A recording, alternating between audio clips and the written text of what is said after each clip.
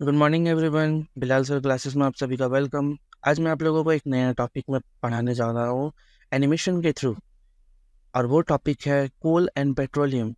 ये क्लास 6, 7, 8 का साइंस का एक बहुत बड़ा टॉपिक है, कोल एंड पेट्रोलियम। भाई कोल कोल कोल कैसे बनता है और पेट्रोलियम कैसे बनता है?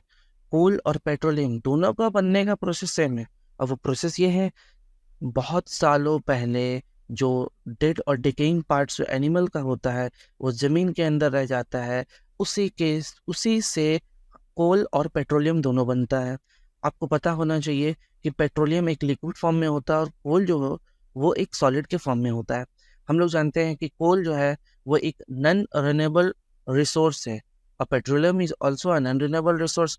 क्यों? क्योंकि ये इसको ज़्यादा इस्तेमाल कर लेने के बाद क्या होता है, ये ख़त्म हो जाता है। अगर ये बनता भी है तो इसको बनने में एटलीस्ट 100 ईयर्स लग ही जाता है।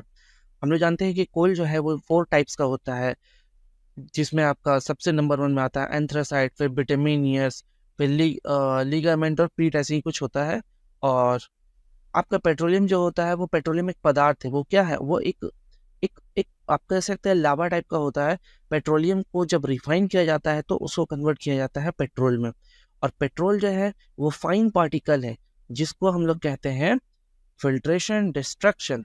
और कोल से जब हम लोग कुछ निकालते हैं तो उसको कहते हैं, जैसे कि कोल से बनता है ना, आपका कोल टार बनता है, आपका कोल गैस बनता है, उसको कहते हैं डिस्ट्रक्टिव डिस्टिलेशन। जब कोल को बहुत हीट किया जाता है और हीट करने के बाद जो नया फॉर्म जो बनता है उसको कहता है डिस्ट्रक्टिव डिस्टिलेशन। उसी तरह पेट्रोलियम को जब हीट किया जाता है तो वो क्या होता है कि वो वेपर के फॉर्म में कन्वर्ट होता है, तो उससे नेचुरल गैस बनता है। सीएनजी हो गया, एलपीजी हो गया, ये सब क्या आज डोमेस्टिक पर्पस के लिए जिसका इस्तेमाल किया जाता है।